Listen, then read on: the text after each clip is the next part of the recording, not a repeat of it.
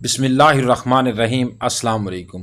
حشمت جلال الدین خان بتاتا ہے کہ میں اسلام آباد میں منی ایکسچینج کا کام کرتا ہوں۔ چند دن پہلے میں اپنے دفتر کے باہر کھڑا تھا، ایک بھکاری لوگوں سے بھیک مانگتا ہوا مجھ تک پہنچا۔ میں رقم کے حساب کتاب میں مصروف تھا، وہ خیرات کا سوال کرنے لگا۔ مجھے اس کی آواز پریشان کر رہی تھی۔ میں اس کو مسلسل نظر انداز کرتا رہا، مگر وہ مسلسل سوال کرتا رہا، یہاں تک کہ میں نے اسے دھکا دیا۔ وہ زمین پر گرا اور بیٹھ کر رونے لگا۔ مجھے اس پر ترس آ گیا۔ میں نے اسے اٹھایا اور اس کے کپڑے جھاڑے، اس کی خیرات والی پوٹلی اٹھا کر اسے اپنے دفتر میں لے گیا۔ اسے عزت کے ساتھ کرسی پر بٹھایا، اپنے ملازم سے کہہ کر اس کو چائے پانی پلایا اور پھر 500 روپے اس کو دیے۔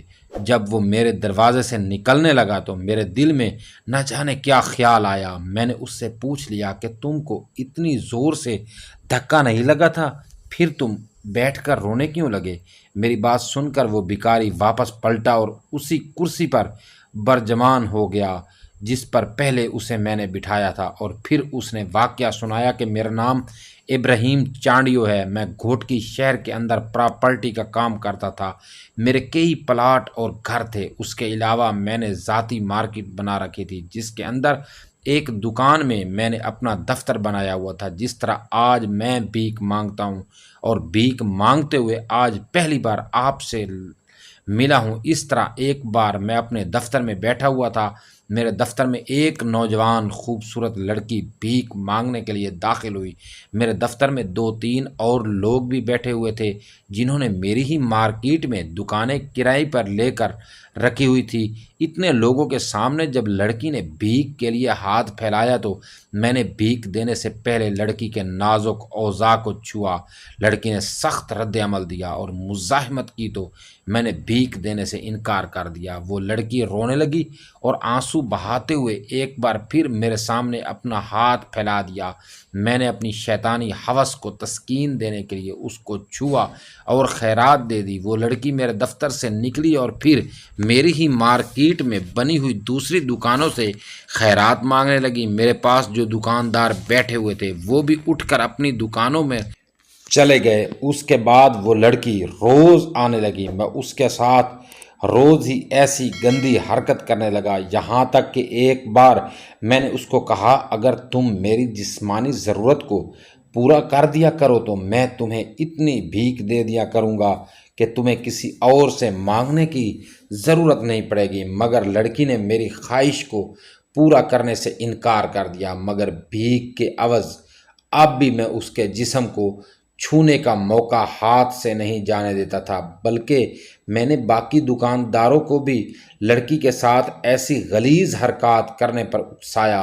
میرے دیکھا دیکھی اور میرے اکسانے پر باقی دکانداروں نے بھی لڑکی کے ساتھ ایسی حرکات کرنا شروع کر دی اور اس عمل کے بدلے وہ اتنی بھیک دے دیتے کہ لڑکی میری مارکیٹ سے 150-200 روپیہ اکٹھا کر کے نکلتی، مگر اس کے عوض اسے جس اذیت کے جہنم سے گزرنا پڑتا اس کی وجہ سے جب تک وہ میری مارکیٹ میں رہتی اس کے آنسو بہتے رہتے، مگر اس کے باوجود بھی وہ روزانہ میری مارکیٹ میں آتی اور بھیک مانگتی تھی۔ مجھ سمیت کئی دکاندار لڑکی کے جسم کو حاصل کرنا چاہتے تھے، اس لیے سب نے لڑکی کی کھوج لگانا شروع کر دی اور جیسے تیسے کر کے لڑکی کا گھر ڈھونڈ لیا، اور اب لڑکی کی کمزوری یا کوئی ایسی مجبوری ڈھونڈ رہے تھے جس کی وجہ سے اس کے جسم کو پا سکے۔ ہم ابھی اس کی کمزوری ڈھونڈ رہے تھے کہ ایک دن لڑکی مارکیٹ میں بھیک مانگنے آئی اور اس دن وہ باہر سے ہی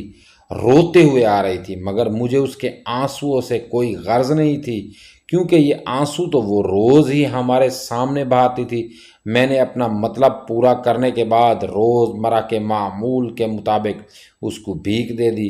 اس نے 50 روپے زیادہ کا تقاضا کیا تو میں نے 50 روپے کے بدلے اس کو زیادہ دیر تک چھونے کا مطالبہ کر دیا۔ لڑکی نے میری بات مان لی اور ہاتھ سے جہاں تک ممکن تھا میں نے اس کا استحصال کر دیا اور اسے 50 روپے زیادہ بھی دے دیے۔ اسی طرح آج اس نے ہر دکاندار سے 50 روپے زیادہ بھی تقاضا کیا اور ہر دکاندار نے بدلے میں زیادہ دیر تک اس لڑکی سے غلیظ حرکات اور اس کو 50 روپے زیادہ دے دیے۔ اس دن کے بعد لڑکی مڑ کر ہماری مارکیٹ میں بھیک مانگنے نہ آئی۔ جب ایک ہفتہ مسلسل گزر گیا تو مجھ سمیت سب ہوس کے پجاریوں نے لڑکی کے نہ آنے کی وجہ جاننے کی کوشش شروع کر دی۔ جب وجہ معلوم کرنے کی خاطر لڑکی کے محلے میں پہنچے تو پتہ چلا کہ لڑکی جس دن آخری بار بھیک مانگ کر 50 روپیہ زیادہ لے کر گھر آئی تھی اسی دن خودکشی کر گئی تھی، اور اس کے ساتھ ہی پتہ چلا کہ لڑکی کا ایک معذور بھائی تھا جو اسے دن فوت ہو گیا تھا۔ لڑکی نے جو 50 روپے سب لوگوں سے زائد مانگے تھے، ان پیسوں سے اس نے بھائی کا کفن خریدنا تھا۔ لڑکی نے وہ پیسے لا کر میت کو غسل دینے والے آدمی کو دیا اور ساتھ ہی بتایا کہ رات کا اس کا بھائی فوت ہو چکا ہے، ان پیسوں سے اس کے بھائی کا کفن خرید کر اس کے بھائی کو غسل دے کر دفن کرنے کا انتظام کر دیا جائے۔ اس آدمی نے وہ پیسے لڑکی سے پکڑے، ایک آدمی کو کہہ کر لڑکی کے بھائی کی موت کا اعلان کروایا اور خود کفن خریدنے کی خاطر بازار چلا گیا۔ اہل محلہ جب لڑکی کے بھائی کی موت کا سن کر اس کے گھر پہنچے تو دیکھا کہ لڑکی گلے میں پھندا ڈالنے چھت کے ساتھ جھول رہی ہے، اس کی روح جسم سے پرواز ہو چکی تھی، جبکہ ساتھ ہی اس کے بستر پر لڑکی کے معذور بھائی کی لاش پڑی ہے، جسے اپنے طور پر لڑکی نے غسل دے کر تیل اور پاؤڈر وغیرہ لگا کر بالوں کو کنگھی کر کے گھریلو حالات کی نسبت بہتر کپڑے پہنا کر لٹا رکھا ہے۔ لڑکی کے بھائی کی لاش اکڑ چکی ہے، جس سے پتہ چلتا ہے کہ لڑکی کا بھائی بہت پہلے فوت ہو چکا ہے، اور لڑکی نے اپنے تائیں اسے غسل وغیرہ دے کر اس کے جسم کی صاف صفائی کر کے اسے لٹا دیا اور پھر بھیک مانگنے کے لیے باہر مارکیٹ میں گئی ہے۔ آج مارکیٹ میں داخل ہونے سے پہلے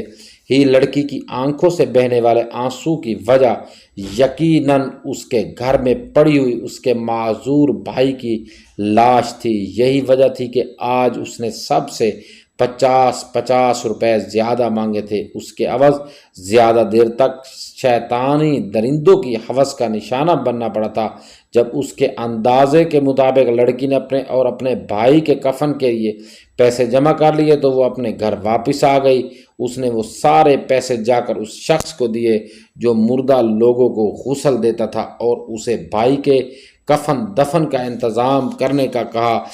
اس کے بعد گھر آ کر وہ خود بھی پھندے سے جھول گئی، کیونکہ آج اس کے زندہ رہنے کا مقصد ختم ہو گیا تھا۔ وہ فقط اپنے اس معذور بھائی کی وجہ سے زندہ تھی، کیونکہ وہ جانتی تھی اس کی موت کے بعد اس مصروف دنیا میں کوئی انسان بھی اس کے بھائی کی خبر گیری نہیں کرے گا، اور اس کا بھائی بستر مرگ پر پڑا تڑپ کر بھوک اور پیاس سے مر جائے گا۔ لوگ اس کے بھائی کے لیے کفن دفن کا انتظام بھی تب کریں گے جب اس کی لاش سے تعفن اٹھنے لگے گا۔ اپنے بھائی کا پیٹ بھرنے کی خاطر جس طرح کی اذیت کا سامنا کر کے وہ لڑکی بھیک مانگ رہی تھی، یقیناً اس نے کئی بار اپنے بھائی کو اپنے ہاتھوں سے مارنے کا سوچا ہوگا تاکہ وہ دونوں بہن بھائی ہی اس دنیا کے ظلم و ستم سے نجات پا جائیں، مگر بھائیوں میں تو بہنوں کی جان بستی ہے، پھر چاہے وہ گونگے بہرے ہو، لولے لنگڑے یا اپاہج یا معذور ہی کیوں نہ ہوں۔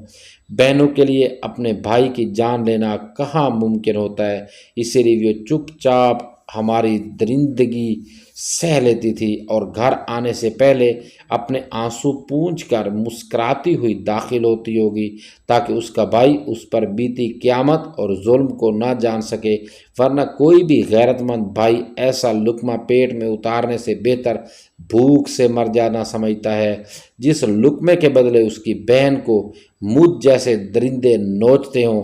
آج اس کا بھائی اپنی موت آپ مر گیا ہوگا تو لڑکی کے زندہ رہنے کی وجہ اور مجبوری بھی مٹ گئی ہوگی، اس لیے آج اس نے اپنے بھائی کا کفن دفن کا انتظام کرنے کے بعد خود کو بھی زندگی کی سزا سے نجات دلا دی ہوگی۔ اس نے تو موت کو گلے لگا کر دنیا کے عذاب سے جان چھڑا لی، لیکن میری زندگی کا عذاب شروع ہو گیا۔ میں جوا کھیلنے لگا اور جوئے میں اپنی ساری دولت ہار گیا، یا وہ دولت جو مجھے میرے اللہ عطا کرتا تھا اور میں اللہ کی راہ میں اللہ کی مخلوق پر خرچ کرتا وہ دولت اپنے ہاتھوں سے میں نے ایک جواری کو دے دی۔ میرے بچے جو عیش و عشرت کی زندگی گزارنے کے عادی تھے، جب وہ فاقوں پر مجبور ہوئے تو انہوں نے مجھ سے قطع تعلق کر لیا، مجھے گھر سے نکال بہر کیا اور خود اپنی محنت مزدوری کرنے لگے۔ میں نے اپنی اولاد کی لاکھ منت سماجت کی کہ مجھے اپنے ساتھ رکھ لو، لیکن انہوں نے مجھے اضافی بوجھ قرار دے دیا۔ مجھے میرے ہی شہر میں کوئی شخص پہچاننے کے لیے تیار نہیں تھا۔ میں جس کے سامنے بھی بھیک کے لیے ہاتھ پھیلاتا تھا، وہ شخص میرے ماضی اور لڑکی پر بھی اسے ظلم سے واقف ہوتا تھا، اس لیے مجھے کوئی آدمی خیرات تک دینے کے لیے تیار نہیں تھا۔ مجبوراً میں یہاں آ گیا۔ آج جب آپ کے سامنے میں نے ہاتھ پھیلایا اور آپ نے مجھے دھکا دیا تو مجھے میرا ماضی یاد آ گیا۔ میں سوچنے لگا کہ کبھی جب میرے سامنے کوئی ہاتھ پھیلاتا تھا تو اس کی مجبوری سے میں کس طرح فائدہ اٹھاتا تھا۔